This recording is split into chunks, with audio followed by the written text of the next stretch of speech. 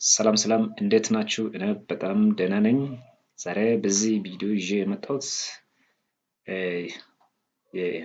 አብዛኛው የኢትዮጵያ ባንኮች የሚያወጡ ፈተናዎች ከነ አንሰር እንዲሁም ኤክስፕላኔሽን የታከለበት ቪዲዮ ይዤ መጥቻለሁ። ይሄን ቪዲዮ እስከ መጨረሻው ተከታተሉ።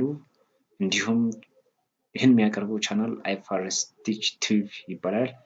የተለያዩ የአይፋርስ አካውንቲንግ ቲዩቶሪያሎችን ፕሮብሌሞችን ኤክሰርሳይሶችን ጭምር የሚያቀርብ ቻናል ነው። ለቻናላችን አዲስ ከሆናችሁ አንድ ቻናሉን ሰብስክራይብ ላይክ ሼር አድርጉ።